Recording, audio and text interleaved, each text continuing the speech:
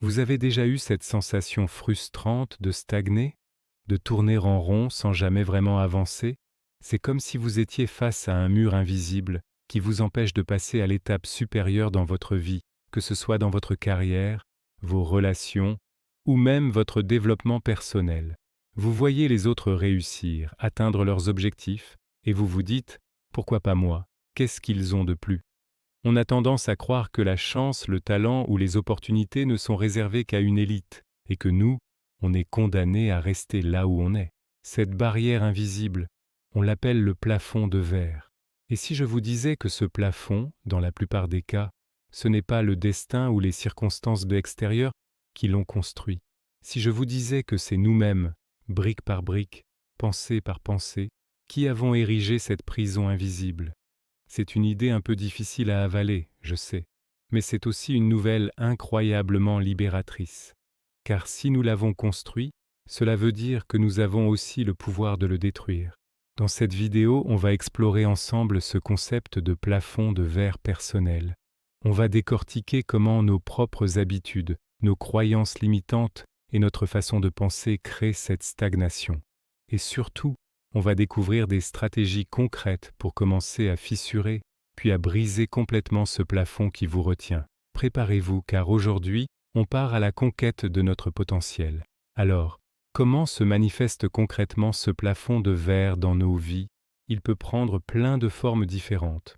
Peut-être que vous postulez toujours au même type de poste, sans jamais oser viser plus haut, convaincu que vous n'avez pas les compétences.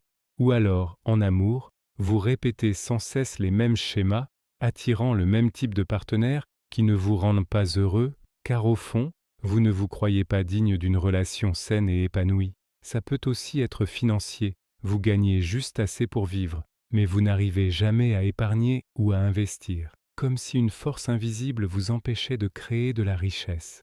Le point commun de toutes ces situations, c'est une petite voix dans notre tête.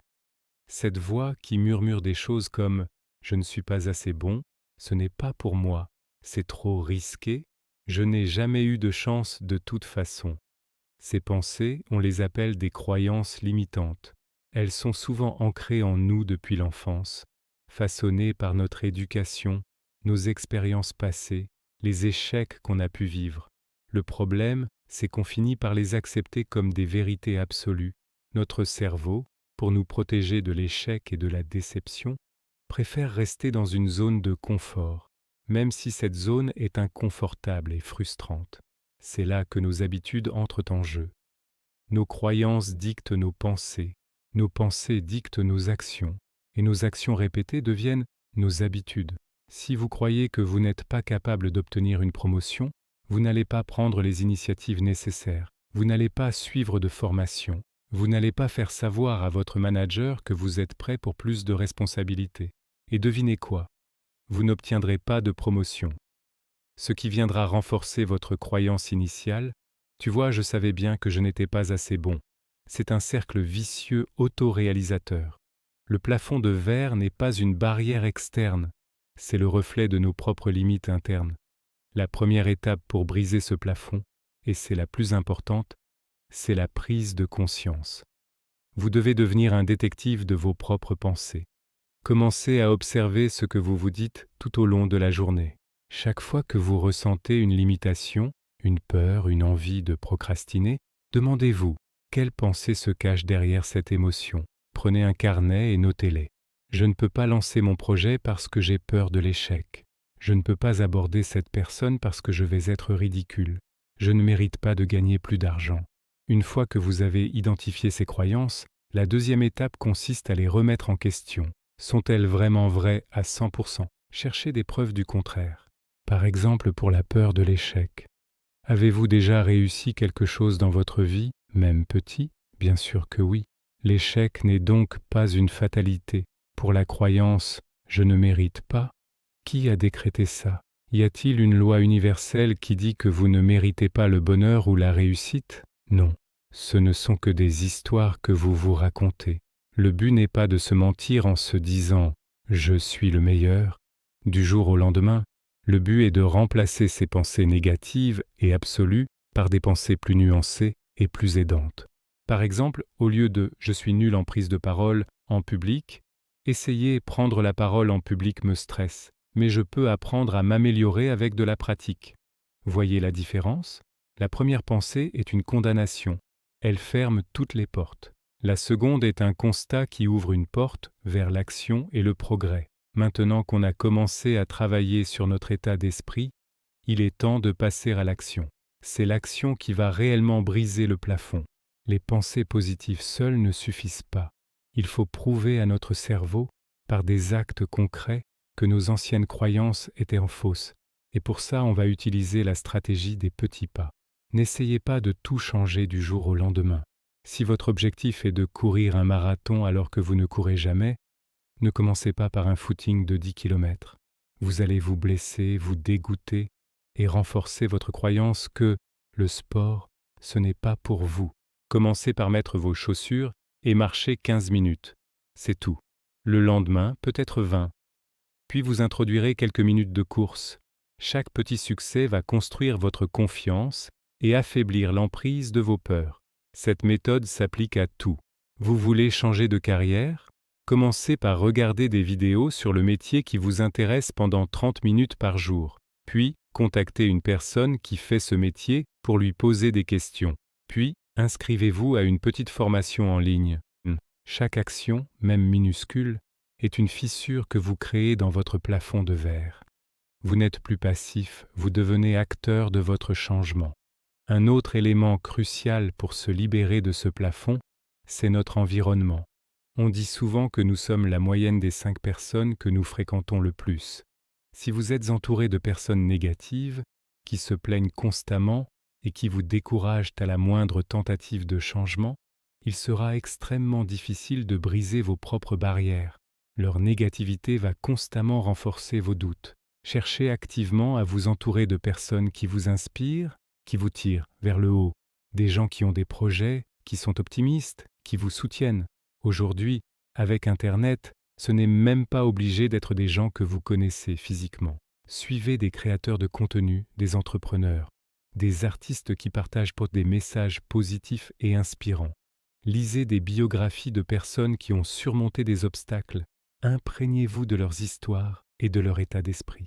Cela peut aussi vouloir dire de prendre un peu de distance avec certaines personnes de votre entourage. Ce n'est pas facile, mais si quelqu'un draine systématiquement votre énergie et sabote votre confiance en vous, vous devez protéger votre propre progression.